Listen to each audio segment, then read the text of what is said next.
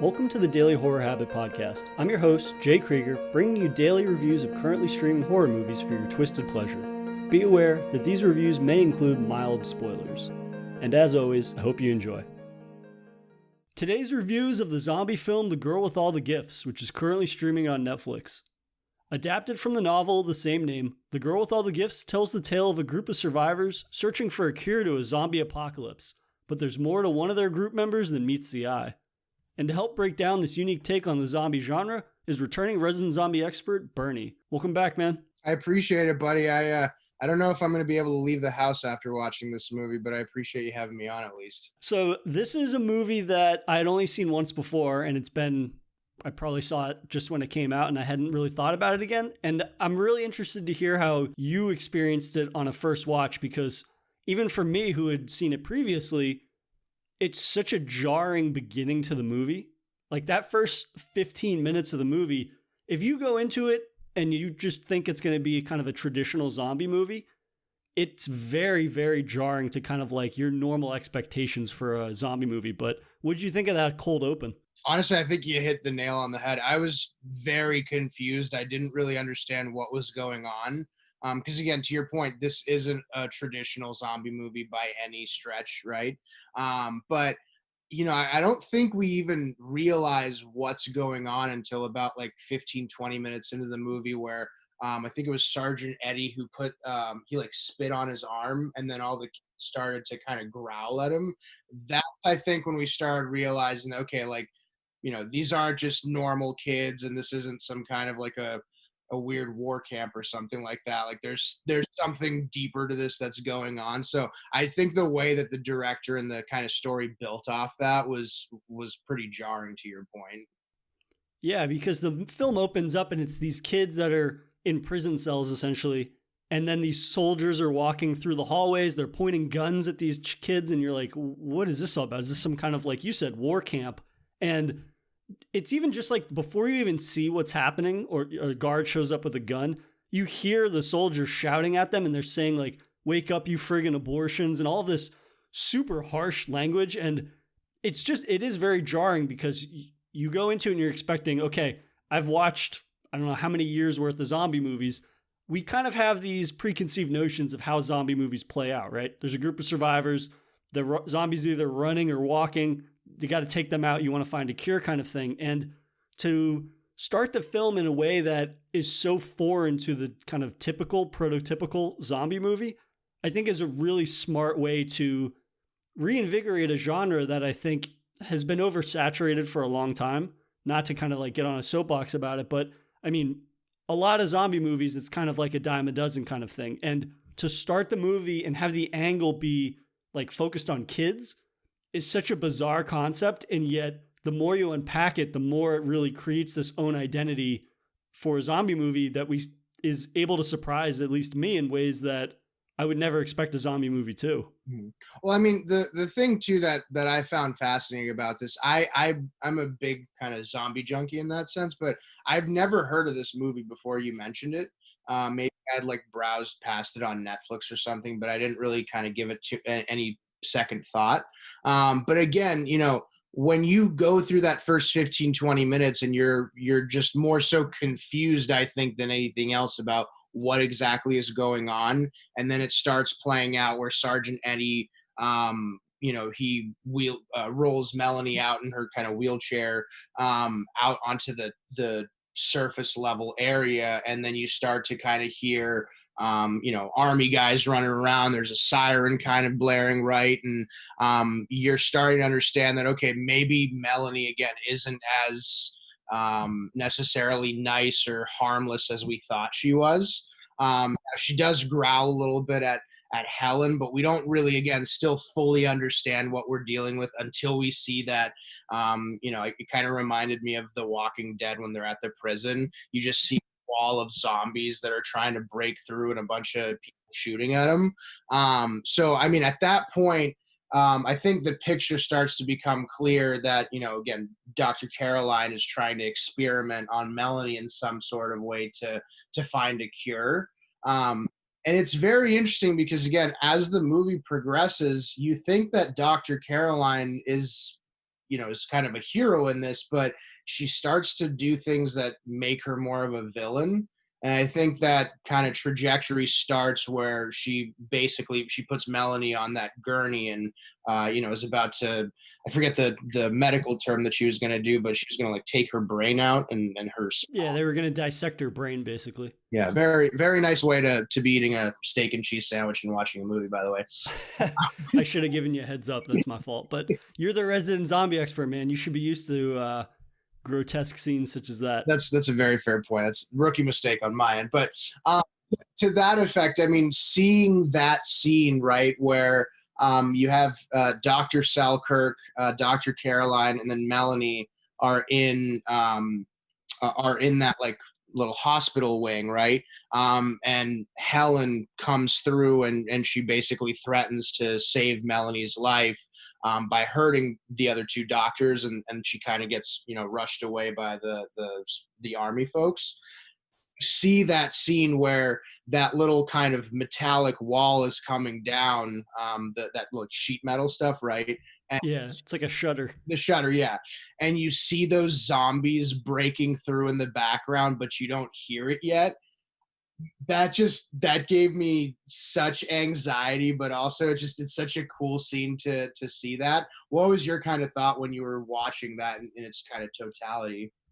Yeah, I mean that is a really pivotal moment, and I like you. I think that scene is really well shot because you see the danger before you hear it, and it's usually the opposite. Usually, you can hear the zombies coming before you see them, and so to kind of have this mob of zombies rushing towards characters, and you can't hear them, but you see them getting closer and closer, and it creates that sense of like you want to almost shout out to the characters, like "Watch out, they're behind you!" A moment kind of like that. So that is a really great moment, but I think it's even more of a pivotal scene because up until then, we haven't really seen zombies in action. We see them behind the gate and whatnot, and the soldiers are constantly like shooting at them, trying to quell the herd, as it were.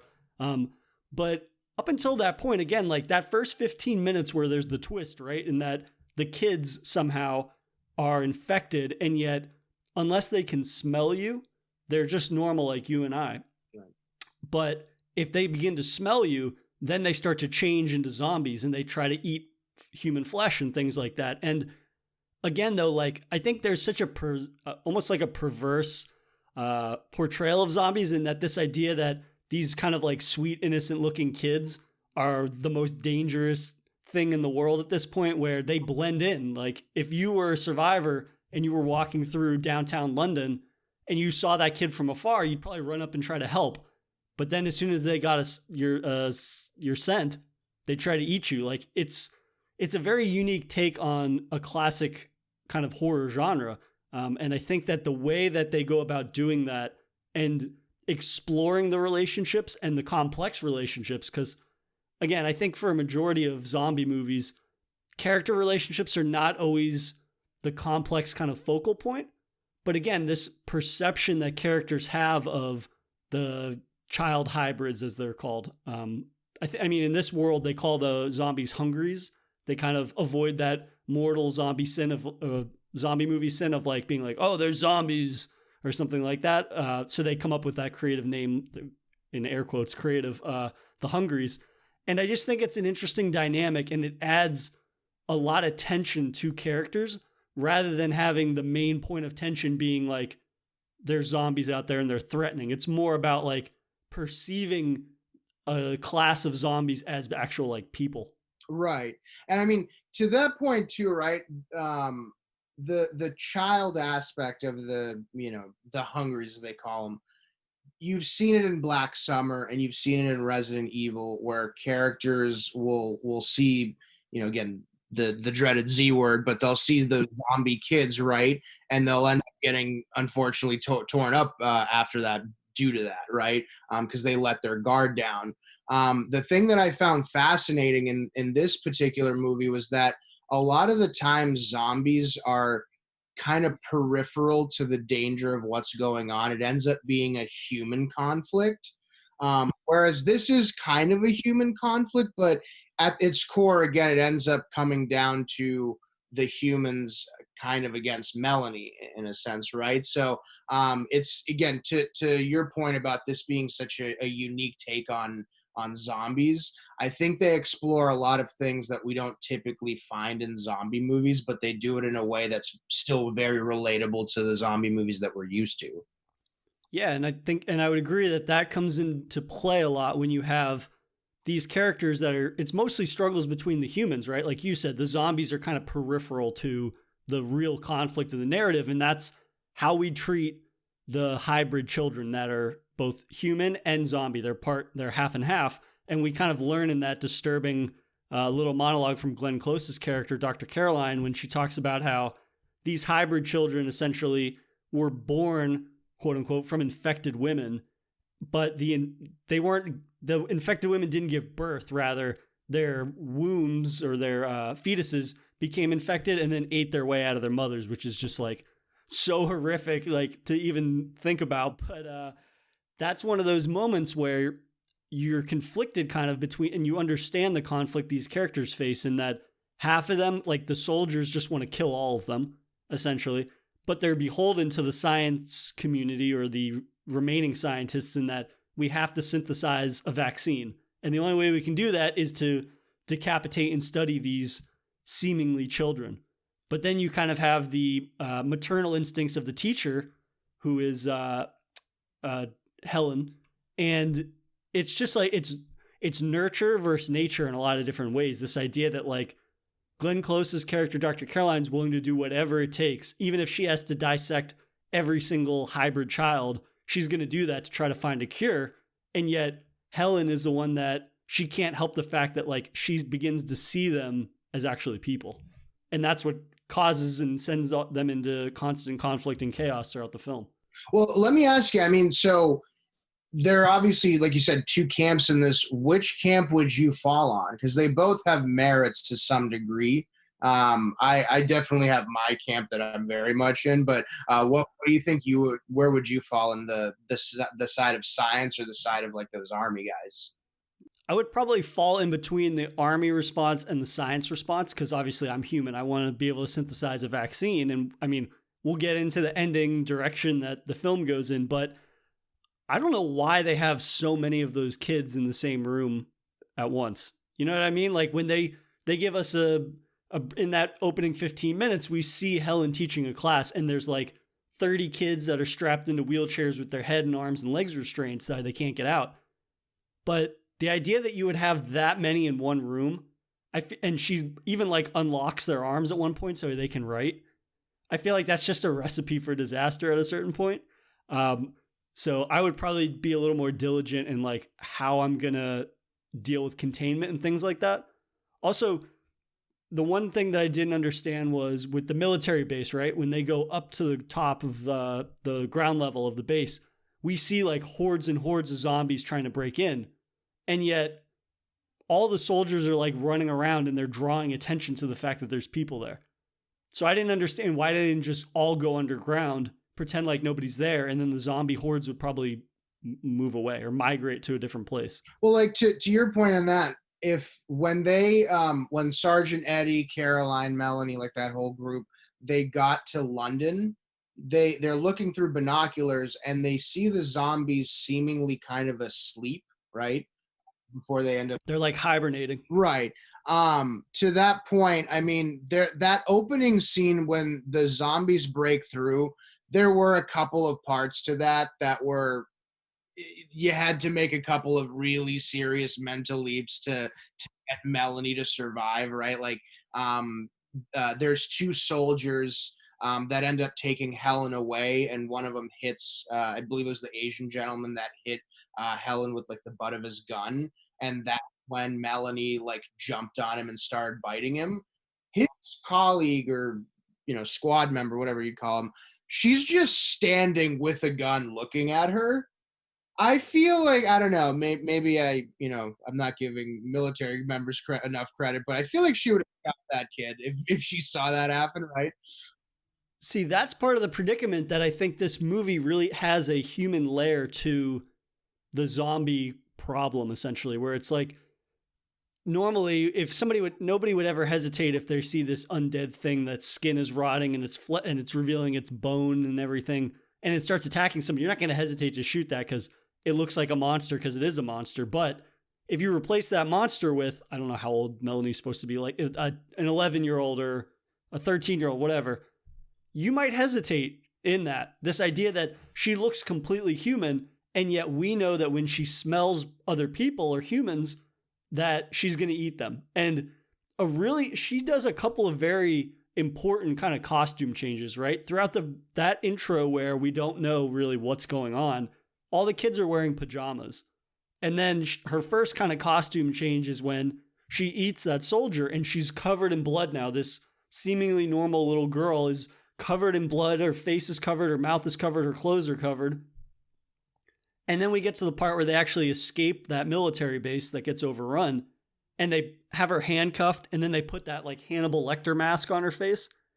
And that is such an iconic look, I feel like, for a movie that doesn't really get talked about a whole lot. Like you said, you hadn't heard of the movie. And I mean, yeah, a lot of people have seen the movie, but I feel like it's a movie that doesn't get brought up enough. And that's just such an iconic look that I think that's the poster of the movie too. Is her with the Hannibal Lecter mask with blood all over her face. And it's such a strange image that if you saw that image, you wouldn't, for me, I wouldn't not be able to click on that movie and be like, I have to find out what this is about. This doesn't look anything like a zombie movie that I've seen before. And I think it speaks to just the film being focused on kids is such a unique angle in that, I mean, a majority of the time kids play either the victim or they play little morons that run around and scream the entire movie. You know what I mean? Like, it's very rare that a kid is an unwilling antagonist. Yeah, I mean, I think you hit the nail on the head with them being like, I don't know if necessarily Melanie is the antagonist in this movie. Well, an unwilling one, I would say, for the humans, because yeah, she's unwilling. I mean, that's the complex part, is that the more we get, like, right away, you're taken aback by how severe everybody treats the kids before you realize what they are. And you're like, how can they be so cruel to these seemingly normal looking kids who are super polite? Like Melanie, not only is she incredibly intelligent, but she thanks and uses all the soldiers by name. Meanwhile, the soldiers are pointing their rifles in their kids' face and they're calling them abortions and things like that. And there's that contrast between tones where she is so polite and kind versus these soldiers that are like, I'm going to shoot this kid in the face. And I mean, it really does kind of just speak to, she's not able to control what she is, no matter how overtly kind she is to everyone. Well, to that point too, right? She mentions, I believe it's when she's trying to go and save the group when they're in London originally, right? And they get like stuck in, I forget if it was the maternity ward or like a hospital wing. It's like a hospital wing. Yeah, and she has to go out and basically she brings back a dog that ends up getting the zombie horde away from him. She mentions to Sergeant Eddie that she can't lie. And I found that that's a very interesting kind of a flip on that, because I would think she would be trying to save her own life, or however she kind of perceives that. But she really does throughout the movie say things that if the main characters listen to her, that being Sergeant Eddie or Dr. Caroline or Helen, they're going to, be able to prosper a little bit better. And it seems like they keep minimizing her opinion because A, she's a kid, but also B, she's not fully, human in that sense. So it's, again, the dichotomy of that, it's very interesting to see how that starts to play out. Where again, at the beginning, you don't really trust her. You see her as more of, an innocent kind of bystander, where towards the end, her character grows into this person where we basically trust her more than anybody else that's in this movie. Yeah, and that's the most interesting part, again, of the kind of character relationships in the film, in that at the beginning of the film, like I said before, Sergeant Parks is referring to the kids as like abortions and things like that. And he slowly begins to like, she begins to slowly grow on him, right? He starts to see her the way that Helen does. And we learned and we knew from seeing their reactions at the beginning of the film that like he didn't spend a lot of time with the kids. And then the more he is forced to spend time with her, the more he becomes sort of attached to her, right? She asks him, I think the first instance is that she asks him what soft bullets are. And it's like, it's such an aggressive conversation to have with a kid. Like, oh yeah, these bullets, they're hollow points. So that way when they explode in somebody's head, the fragments stay in there, something like that. And she is like smiling the whole time he's saying this. And she's like, oh, thank you very much, Sergeant Parks, after that. And it's like, he gives her this little look like, oh, okay, I'm just having a conversation with the kid. And we see more instances of that where the more he's forced to interact and like trust in her, the more his kind of fondness grows for her in the same way that Helen does. And it really changes the perception of his character because at the beginning of the film, you're like, oh, this guy's a dick. But as the film goes on longer and longer, he kind of comes out of his shell more. And you see that he's just a guy that's been put in a shit situation. He's got a shit job. It's not, and he knows what the tests actually are that Dr. Caroline's doing, right? So the idea that he would become attached to any of them when the next morning they could just never be seen again because their brain is floating in a jar in her lab, it's pretty telling like why he has that kind of like cold exterior. Mm-hmm. Well, there's a couple of, I guess, homages to Hannibal in this movie. Again, you mentioned the mask, but the way that she talks to people is very similar, I find, to the way that Hannibal Lecter talked to people in that first Silence of the Lambs movie, for instance. He's very courteous. He's almost pleasant to a certain extent, right? But given the chance and if he needs to, he will fuck shit up, right? Same thing goes to Mellie in that sense. I mean, she's a very, innocent looking person, but as we see with the cat, she will do whatever she needs to do to get her fill in that sense or to feel good. So it's very unique, though, again, the way that that's structured. I was interested, kind of going towards, the middle where, we've lost Kieran, I believe it was, or excuse me, we lost Dylan already. So it's Kieran, Sergeant Parks, Dr. Caroline, Melanie, and Helen. Did you think that they were going to end up going to that army base? Or did you think more of that structure was going to be in that downtown London or London suburb area? Yeah, so I liked that it starts out in the very remotely, right? Like that military base is very remote. It's out in the country essentially. And then we transition into the city, which you would never think to do. Like that's the thing. I mean, think about you are a fan of The Walking Dead. Think about if Rick Grimes, how that goes for him when you see all the traffic leaving downtown Atlanta and he's the only person going into the city. Like that shot alone tells you, hey man, I think people were trying to fucking leave and not be in the most densely populated area. So this idea that they're so desperate to find survivors that they have to go downtown, I think it just makes for a more interesting, or the opportunity arises for more interesting narrative avenues for them to take. Like, I think that it's so fantastic, that shot when they're looking through the binoculars and you just see hundreds of zombies essentially hibernating where they're just standing there. And if they hear the slightest noise, then they like kind of jump to and wake up and they go off and attack you and chase you and all these things. So I like that. Plus just the kind of the set design.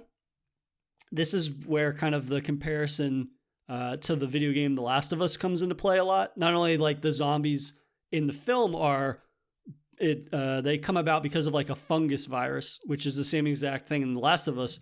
But what I loved about The Last of Us more than the zombies is the portrayal of an urban environment where society has ceased to exist there, and yet nature begins to reclaim it, right? So we get to that scene where they get deeper and deeper into downtown and there's more vegetation growing everywhere. We see like the double-decker bus that's blocking their way. It's all covered in vines and ivy, and we just get a lot of really neat shots that impress upon us the idea that this has been going on for a long time. This is not a week into the infection. It's not a month. It's not a year. We might be 5 years into infection. We might be 10 years into infection. It's just this idea that things have not progressed in a very long time. And it kind of gives more validity to why people such as Dr. Caroline have accepted that their role is like, yeah, I'm going to be dissecting kids for the foreseeable future because that's the length that I'm willing to go in order to try to save what's left of humanity. Right, establish some sort of normalcy again. I mean, um, go. That was a very long-winded answer to your question. I apologize. It was a good one though. I mean, the thing that freaked me out about this, and again about Melanie's kind of character, is she's very short and sweet to the point. And again, she doesn't lie. So there was like a scene when they're walking through a section of the downtown area, and she's looking at a poster of like a cat kind of like peeking over a person or something like that. I forget what she was over, but Melanie and Helen are kind of staring at it, and then Helen says something akin to, "Would you like a cat?" And Melanie goes, "I've already had one today," and just walks away. And again, you know, this isn't a comedic movie by any means, but there are certain moments that kind of you know, calm things down for the viewers. Just a heart rate, so to speak. But then 15 minutes later, you have Kieran, who's walking through scavenging by himself. And then we start to see those photos of, or excuse me, those shots of kids in the background. So it just, the waves that the director kind of puts us through, where we have kind of a real, you know, somewhat of a relaxed moment and a comedic scene, transposed, I guess, to, you know, again, the zombies are here and we have to figure out a way to survive. What was your thought seeing when they find that tower that has like that fungus growing from it? What was your kind of reaction to that when you saw it the first time? Well, before I comment on the tower, I just want to go back to something you said in terms of like the humor of the overall movie, where right, there's these kind of like lines that are can be humorous or perceived as being humorous, and yet the whole film is permeating this kind of like depressing atmosphere that there's no real signs that like anything is getting better, right? And it's something that I really appreciate about this movie that I think 28 Days Later did really well, is in that that movie is very glum the entire time, right? There's barely any movies until the last 5 minutes or so of anything kind of like uplifting happening or anything that characters can really celebrate, right? Up until that point, when they get rescued at the end of 28 Days Later, like they are excited that they found a grocery store and they can get food. It's like little victories, right? Whereas in this, they have these brief moments of humor, and yet there is a harsh reality behind it, right? She says, "Oh, I already had a cat today." It's like, and she never explains what that means. She doesn't tell them like, "Oh, I just ate a cat because I can't help my own nature and instinct because of what I am." And I think I want to talk about this specific line more when we get to the ending. But she has that last line where Helen says to the kids that she's teaching now in her new school setting, she's like, "Oh, maybe I'll read a story if there's time." And it ends with Melanie being like, "Oh, there'll be lots of time." That's a funny line for a moment until you realize the ramifications of that, in that Helen is going to live out the rest of her natural life in that mobile unit, which they discover later on. And like, so at the face value, that's kind of funny because it's like the kids now are in charge, essentially. The humans are not in charge. But then what does that mean for the humans? Oh, this is her life now. There's no other reality for her. And so the film's balancing of kind of like humor without letting it get too carried away. There's always that kind of dark, depressing undertone to everything that's said. But in terms of like I was just saying, sorry, real quick to that point. So there's at the very beginning of the movie, Melanie and Sergeant Parks are in a room together, and I think there's 3 other soldiers. And Melanie says to Sergeant Parks, "She loves me, and she'll never love you," or something akin to that. So underlying, you can kind of there's some kind of a pointing to Sergeant Parks having some kind of a romantic feeling towards Helen. If Dr. Caroline and Sergeant Parks had listened to Melanie, then then Helen wouldn't be by herself towards the end of that movie, right? The same goes towards it. It's a flipped of a script where Dr. Caroline and the humans are studying what was the term again? The Hungries, right? Is that what they're called? Yeah, Hungries Yeah, the is Hungries. what they refer to the zombies as. So they're studying and trying to figure out what the Hungries are and how they can learn from them. And at the very end of the movie, it's again completely, the script is completely flipped around where now the Hungries are learning from the humans. So just that kind of, that curveball towards the end of the movie, I love that. And I think, again, to the director's point, they did a phenomenal job of portraying what they wanted to, and again leaving us, although I think horrified, satisfied with how things ended up playing out. Yeah, so I was going to ask you, in terms of the zombies that we begin the film with, we see there's like these kid hybrids, and then there's the traditional kind of runners, uh, as they were. But what did you think of the idea that the film kind of focuses more in the second half on these hybrid kids, right? So we have Melanie, who's the hybrid, but she grew up in a nurturing environment where she was educated, just like all the other kids. I mean, granted, some kids were getting pulled to get tested on, but they grew up in a much better environment that is ignorant of what the outside world is really like. And then we see what it's like when we'll call them like feral kids, for lack of a better word, kids that are hybrid children that have survived in the cities all on their own. And they're very primitive almost, right? They only communicate in clicks and clacks. And we see in that moment where the hybrid children, feral kids, kind of like hunt down the soldiers and the survivors and Melanie. And then Melanie has a face off with their leader. And the only way that they resolve that is Melanie beats a kid to death with a baseball bat, right? So it's this very kind of like caveman alpha dominant society. And I was just curious kind of like how you felt about them including this new generation, as it were, of zombies. Well, I mean, they talk about them evolving, right? And so I think if you look at how, not to make this a history lesson, but humans evolved in a very similar way, right? We started off in caves, and we were beating each other with clubs and fighting off different animals and stuff like that. And then eventually we got to a point where we were able to communicate with one another in that kind of sense. You see, there's a scene where, as Kieran is walking, it's kind of transposed with Melanie up in that kind of balcony or top floor area, looking at this like little classroom of these feral kids playing around. And again, we've been told through Dr. Caroline's little soliloquy there when they're in the hospital wing, that these kids are like us, but they're not like us. So you start to see like they have face paintings, and again, they're not necessarily communicating in words, but there's some kind of communication going on. So I think it's a very neat kind of a take on both, that zombie idea, but also an evolution idea where, is there going to be a third iteration of these kids, right? I mean, is this going to be a thing?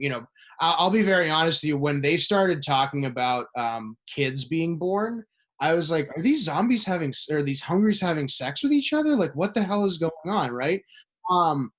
But is that out of the question then? If they are, again, starting to evolve and they're starting to learn, how far off is that reality? So it gives us a lot of different avenues that they can go down that I think is very interesting to that effect.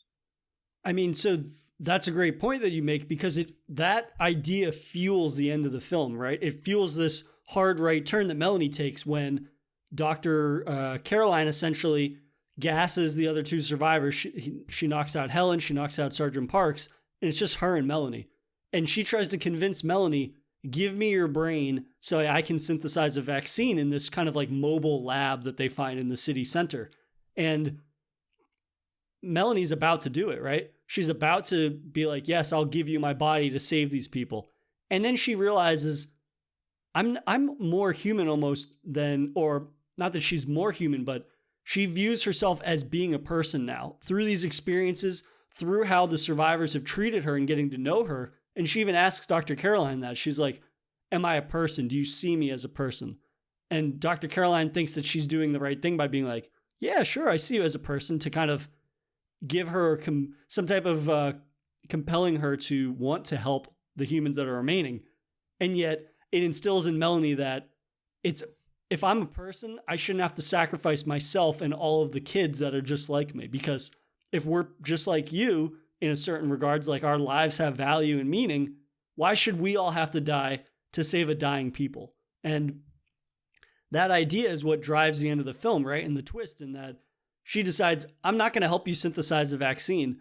And she goes and sets those spores on fire, which release the zombie virus essentially all over the world. And that's like Armageddon, essentially. But it fuels that idea, like you said, that there's this new crop now of kids. They're eventually going to grow up and they're going to repopulate. And so it will, in essence, spawn a whole new generation of life. And this idea that you would snuff out one life for another, I think, is really at the heart of the character relationships and dynamics and what the film builds to in a really meaningful way and depressing way. Well, I mean, to that point too, you just kind of gave me an idea. I mean,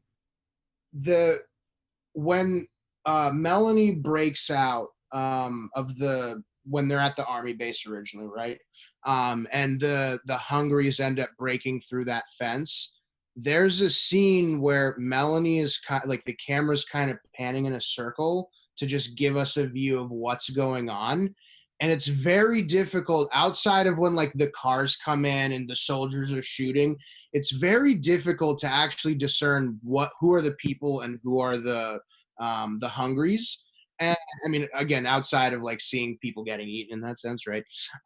But I think at its very core, right, humans are selfish and Hungries are selfish. And Melanie makes a point where maybe the reason why they're kind of ganging up together, the Hungries that is because they're lonely.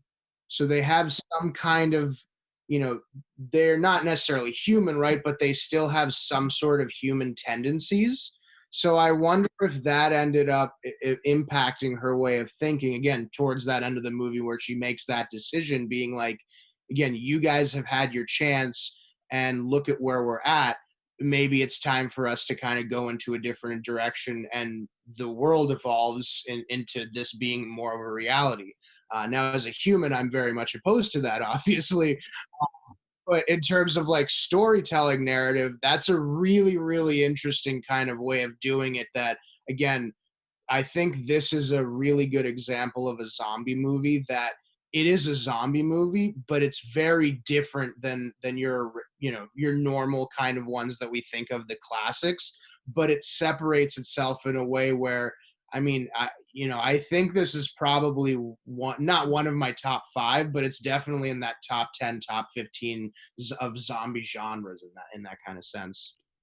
Yeah, I think this movie finds a really interesting balance of progressing the genre in a way that it deals a lot with the next generation of zombies or the next mutation and what that looks like, but it never goes completely into like Land of the Dead territory where the walkers or the Hungry start using guns and knives and all these different things. But it's very subtle in terms of like, we get that instance where we see one of the Hungries and they're pushing a stroller, right? And that's a very subtle moment, but it shows some type of humanistic characteristics, basically. Something from the past life, which, again, it's not using weaponry and all these different things. Like you and I reviewed #Alive recently, and it's like the firefighter can remember how to rappel up a building. It's nothing that drastic, right? It's more subtle. It's kind of, again, speaking to that maternal instinct and whatnot.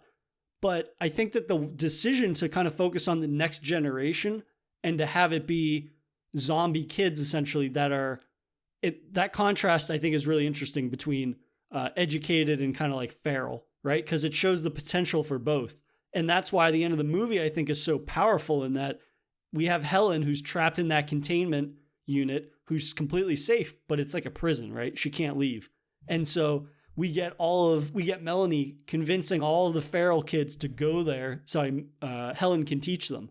And so we have that role reversal where at the beginning, Helen's in charge, and now the hybrid children are in charge. And just seeing the potential for the next generation being more like Melanie rather than them being kind of like feral roaming gangs, I think is a really interesting idea that, again, progresses the next step of zombies in a way that is believable, in a way that is again, it's all about the root of characters and their relationships.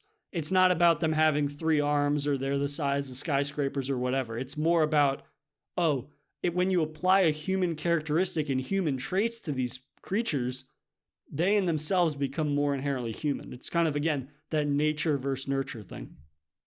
Well, again, going back to the point of like the roles being kind of reversed, we tend to think that zombies are mindless, and then Melanie tells Dr. Caroline at the end, "Don't leave or you're gonna die."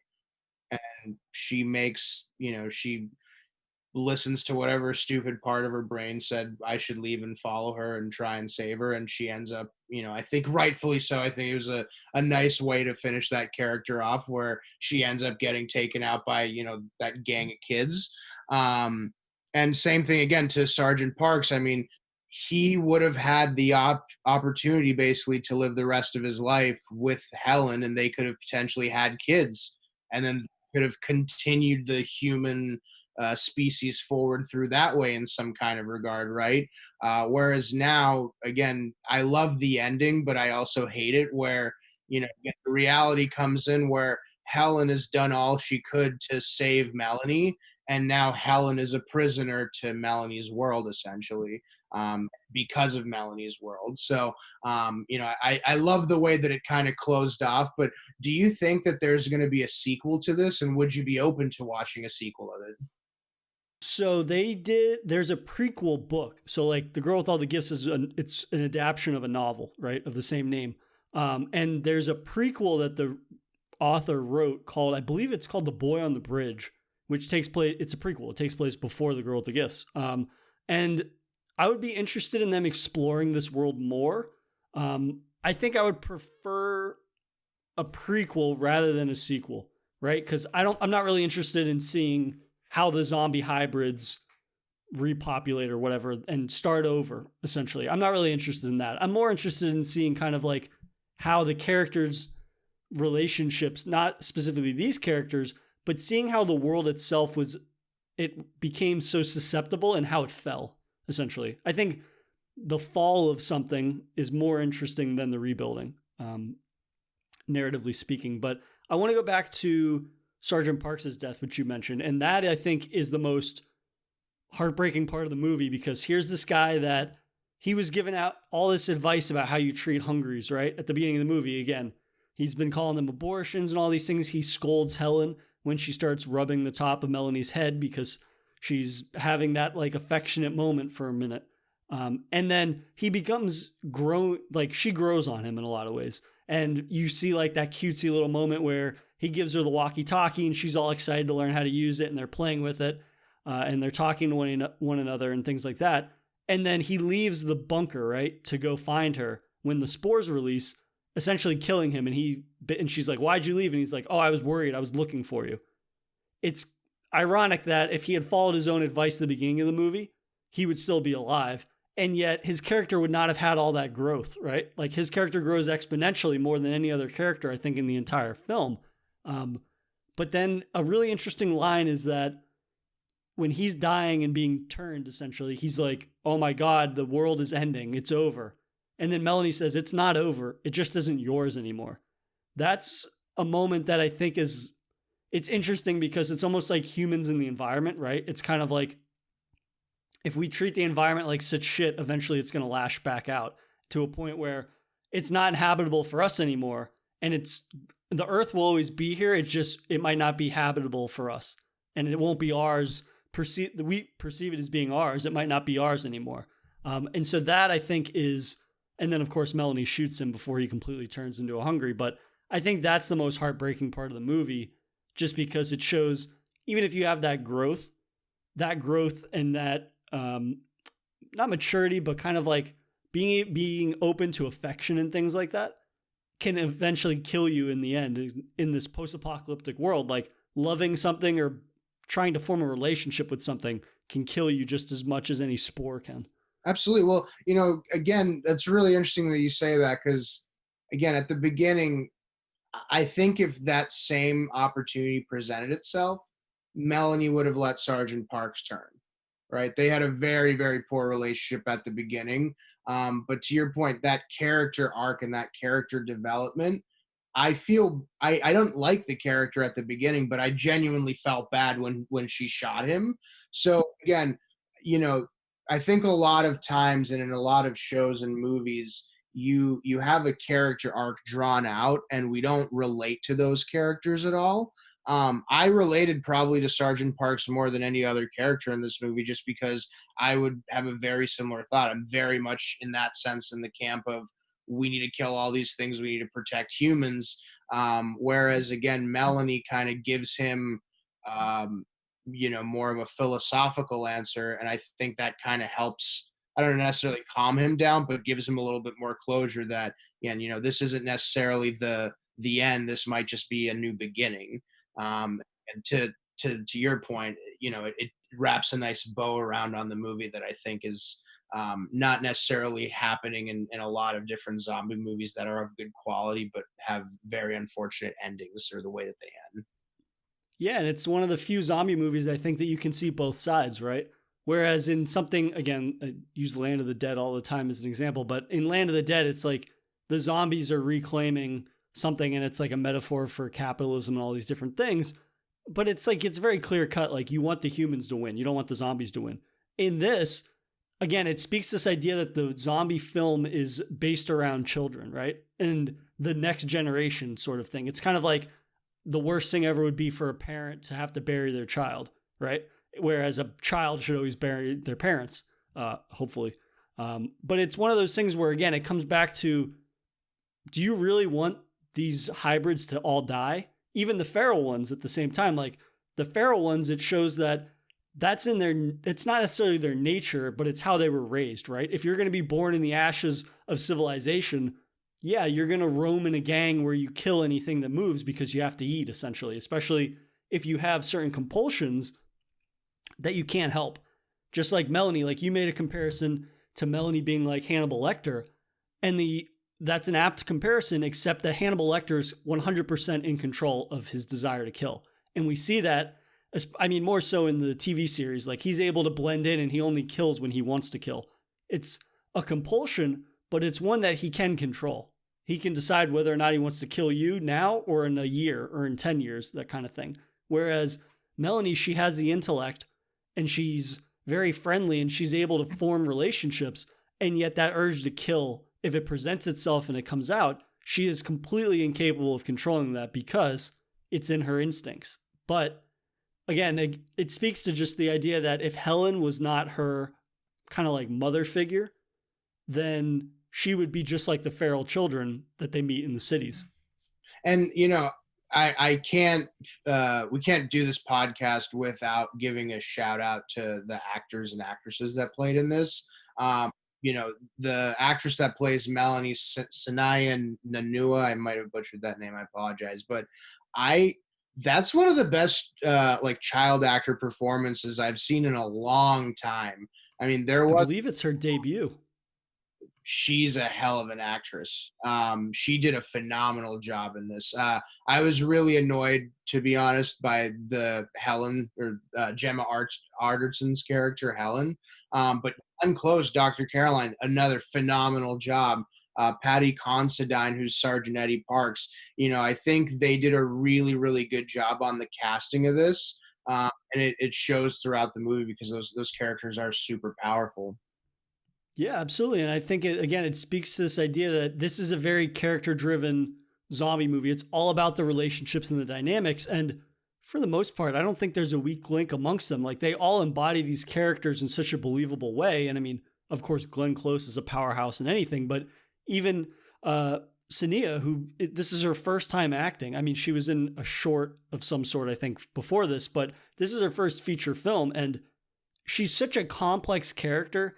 And she's played both like those moments of like childlike nature versus when she's fucking eating cats and eating soldiers. She plays both sides of that coin so incredibly well. And especially when she kind of like grows into more of this idea of accepting who she is. She accepts that she's not human. She accepts that she's part human, but she also embraces that side, that animalistic zombie side of her. And in embracing that, her character becomes just more and more complex. And it's almost like she doesn't skip a beat in terms of the escalation of her character and her character realizing and kind of accepting that which she cannot change. I mean, going from that sweet innocent kid that's like naming all of the soldiers while she's talking to them with a rifle in her face to she's eating people, she's eating cats, but then at the same time she's able to use those brief moments of humor, like you said, where she's like, "Oh, I already had a cat today," and or I've already had one. Little moments like that, I think it shows her realizing just her process in understanding what she is and not being ashamed of it. Like she has that conflicting moment when she has that conversation with Dr. Caroline, where she's like, "I don't want to be this way," and Dr. Caroline's like, "You don't have a choice. This is what you are. It's what you're always going to be."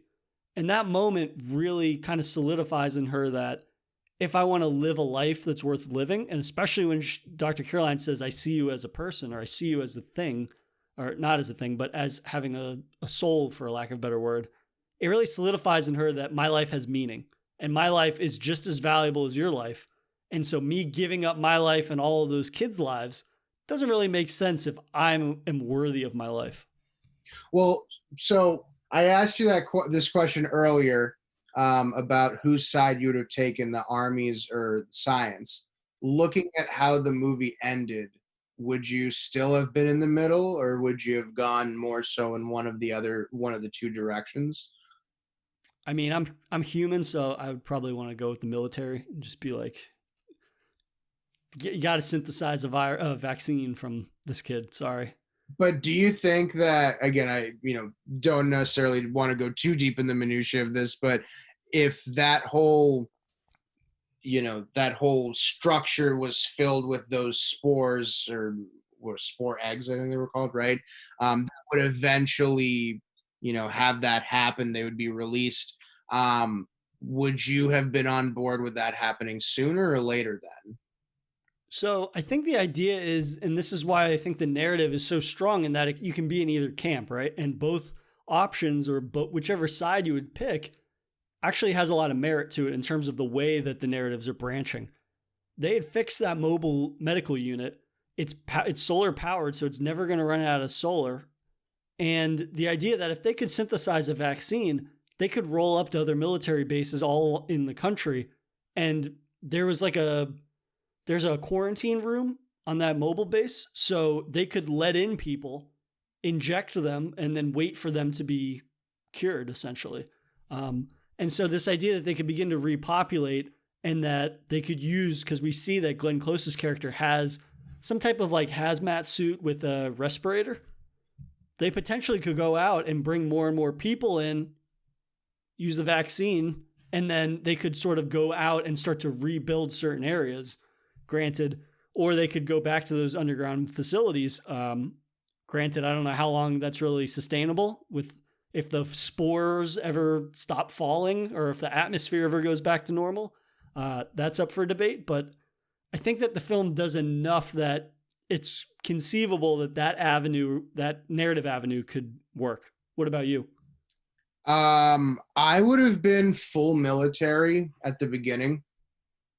Towards the end of it, I think if you're thinking about this, is the entire world like combating this? Do they ever mention that, or is that just in England? I imagine, I mean, based on how COVID's going right now, I would imagine it's the whole world. But at the same time, even if it's not, even if it's isolated to the UK, that idea that the spores are eventually going to rupture, it's going to go everywhere. All you have to do is breathe it in. So, and that's kind of like why they refer to it as being the end of the world. It's over, essentially, as Sergeant Park says. I think that in that regard, it doesn't matter either way because the end goal is going to be the same. Even if it hasn't spread overseas yet, it's about to. So we have to do something. Right. And given how we produce N95 masks in this country, there's no way that they'd be prepared in time. That that being said, I probably, if this is a thing where everyone's going to eventually die, I actually would probably then rather it kind of go quick, because I would hate to, if you think about it on a human level, if you're thinking about, okay, we're making progress in X, Y, and Z, and then all of a sudden Think about how many different structures of that must exist, not just in London, but the other populous cities in England, and let alone in the world, if that's like that. I mean, you're talking about hundreds, if not thousands, of those kind of things, right? So, one of those pops, I think, the rest would kind of follow in dominoes. So I don't want to end this on too much of a depressing. Probably would have been more on the side of just letting it happen, and then kind of letting nature kind of take its course after that. In terms of like a movie though, I think this is the much more interesting ending, right? It's not it doesn't play out like you assume it's going to play out. It's more about you're very conflicted about it because at the same time like you're ecstatic that Melanie isn't getting killed essentially because much like all the other characters, we form a bond with her even if she's not completely human. We care for her in a certain extent. But then at the same time, it can't be ignored that for Melanie to survive, Helen has to be in prison now for the rest of her natural life. This idea, she can't leave that mobile unit. And I think it stands to reason that the older that the kids grow, the less they would want to be inclined to helping her find survivors or anything like that, right? This idea that the kids, the hybrids become empowered, right? Melanie is very empowered that their lives have meaning. They own the world, essentially. And this idea that they would ever want to help humans, or they wouldn't at least be in some kind of conflict with humans that weren't Helen, is very unbelievable. Like, if they find survivors, there's no inclination that they would want to help them. Because as soon as humans find out what they are, what are humans going to do? They're going to want to eliminate them. So, this idea that the narrative, you're just very conflicted because Helen is seen almost as the protagonist early on because she's the only one that's nice to the kids, when in actuality, Melanie is the protagonist. And like I said, I described her as an unwilling antagonist at the same time. Something interesting, I haven't read the novel, but apparently the novel is told through the five characters' points of view. And so it's more introspective, like getting a look behind their mind. But I think the film does such a fantastic job of kind of putting all those experiences and putting us solely in the shoes of Melanie. Like, again, I haven't read the book, but considering it's almost 500 pages and this movie is just under 2 hours, I think this is a really solid adaptation in terms of having a fairly large cast of survivors, and yet they're all established really, really well. You know who they are in terms of like where they stand on certain things. And there's a fair amount of growth in each of them. Even characters like Kirian at the beginning, who's like, oh, he's got a gun in this kid's face. At the end of it, she's reading him like nighttime stories or bedtime stories, right? So it shows that all of these characters have so much growth, even if a character like Kirian doesn't necessarily have a great deal of dialogue. No, I fully agree with you. And again, I like movies that are left somewhat ambiguous or kind of leave the ending to imagination on what could happen rather than actually a finality to it. But I will say that the last part, at least for my end, I mean, I love zombie movies. There has to be one scene in every zombie movie where someone gets ripped to shreds. And that scene where Kieran is in that little like shopping center area, he's picking up what were those cans of beans or something like that. It looked like, and then he ends up going underneath, going into the store. That entire 4 minute scene or however long it was felt like a continuous panic attack for me because you know what's going to happen, but like again, you're just watching it unfold completely helpless. And he's a very, he wasn't he's a peripheral character in that sense. He's not a main character, but it was very interesting to see the dynamic of, he had what seemed like, was that a grenade that he was going to, yeah. And he was like, don't come close to me, I'll do this. And he didn't. Again, to your point, because they're kids, and he saw them like that, or because he was scared to some extent. But at the beginning, again, you see these soldiers who are, they're soldiers, right? They're protecting what they think is, or they're protecting what's theirs in the military base, and they're trying to keep everyone safe. But towards the end of it, they become more human, And I think that's a really interesting piece that the director touched on, where again, where if this was in a group of soldiers, I don't think he would have that response. But because he's kind of alone, and it seems to he's somewhat normalized these things, those second generation Hungries. It's very interesting how that kind of played out, and ultimately, unfortunately, we see his kind of carcass at the end there, and that was everything I want Yeah. in zombie movies. I mean, before we wrap up, I think that's a great point in that, like, the classic thing about the military is the military's number one thing before they ever encounter the enemy is those in charge of the military or the army or whatever. You have to demonize the enemy, right? So to the point where you can't allow your soldiers a moment of hesitation. They're there to, there's that mantra like kill, kill, kill, whatever. This idea that you have to be prepared not only physically, but mentally to kill your enemy.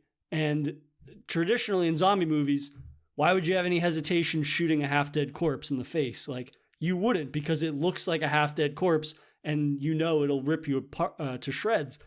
But the very clever decision to present these soldiers or these survivors with a type of enemy in addition to the Hungries, like the running Hungries, the hybrids, it's an enemy you can't really demonize. Even at the beginning, when you hear Sergeant Parks saying all these horrible things about these kids and describing them as monsters and all of these things, at the end of the day, it's a kid.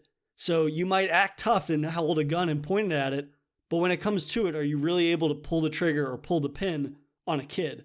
And the reality is that no training is going to be able to prepare you for that, because even if it's Melanie who's got blood on her face, it's still a little, 13-year-old kid or however old she's supposed to be. But this was a really fantastic zombie movie to pick to talk about today. And it's one that I think does so many different things unique, and yet I don't hear a ton of people talking about it. And I mean, on a rewatch, I would say this is probably in my top 5 zombie movies in terms of just how unique its narrative is. And even though it is very character driven in a lot of ways, like there's that old kind of standby, like it's either very horror action oriented in the terms of like zombies getting decapitated and getting killed in massive numbers, or it's all about the characters. I think The Girl with All the Gifts forms a really nice merging of those two, where you still get some shootouts with the zombies. We have that massive chaotic military breach where the hordes come in and there's people getting eaten left and right. But then a lot of time is dedicated to these complex characters and their very complex and kind of unique predicament they find themselves in. I fully agree with you. I mean, I think this carves out a very interesting niche for itself, and I'm definitely looking forward if they're gonna do a prequel to this. Like I said, I don't know if necessarily a sequel would be worth it, but if there's a prequel to describe more of how this came about, I think there's definitely some interesting avenues that they'd be able to take with it. Absolutely. But as always, man, it's a pleasure having you on, and I'm looking forward to maybe kickstarting a series review with you in the future. I think we talked about this a little bit. We won't spoil it now, but we're going to move off from zombie movies with you for a little bit and maybe start a series review of a classic horror series, but I'll leave it at that. But as always, I loved having you on, and I look forward to chatting with you again soon. Appreciate it, brother. If you enjoyed this episode, please subscribe to Daily Horror Habit on your preferred streaming service and follow @Daily Horror Habit on Instagram and @Daily Horror Pod on Twitter.